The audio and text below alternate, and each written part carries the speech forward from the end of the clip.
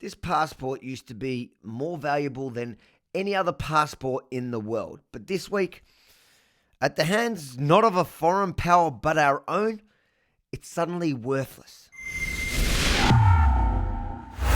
If you've ever opened up your passport to the front page, it requests, and have a read yourself, I quote, "Allow the bearer an Australian citizen to pass freely without let or hindrance and to afford him or her every assistance and protection of which he or she may stand in need." There's no conditions attached to this declaration in the name of Her Majesty Queen Elizabeth II. There's certainly no mention of, unless you've been to India lately. And I reckon we can be pretty sure that when it says pass freely, it includes letting the holder of the passport back home, especially in a time that he or she is likely in need of assistance and protection, maybe even from coronavirus. So how the heck does the Australian government believe that they have the power to make it illegal, threatening massive fines and even jail for any fellow Aussie who dares to use this document to return home? I'll tell you how. It's because of those of you who allowed them to trample on our fundamental human rights for the past 14 months. This didn't happen overnight. You let the state and federal government strip us of everything.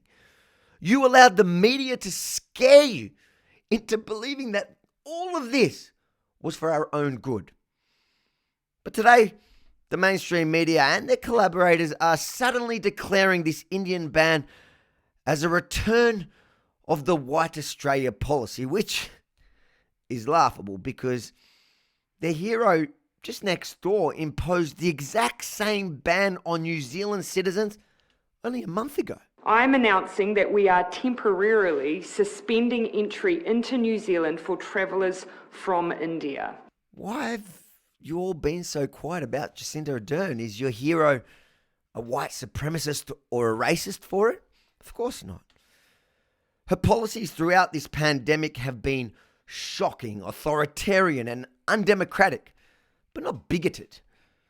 So let's be clear, it's a horrific policy, not a racist one, just a disgraceful one.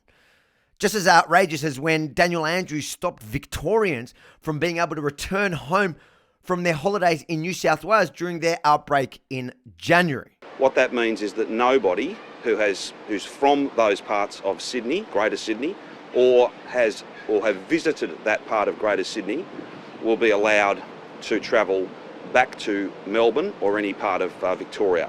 The point is, consistency matters. Suppose you stand for human rights, especially of your own citizens. In that case, you must stand for it unconditionally, always. No matter what side of politics is trampling on it or when it suddenly matters to the mainstream media. If you agree that this report is important, make sure to like, comment and share, because the mainstream media is not telling the other side of the story. And guess what? Big tech is trying to censor us, stop you from hearing the truth. So make sure to go to theyaminireport.com and sign up. That way, no matter where we get deplatformed, you can hear the other side of the story. And I know you are looking at my top once again, so make sure to head over to rebelstore.com.au, get yourself some of the merchandise and support your favourite news network.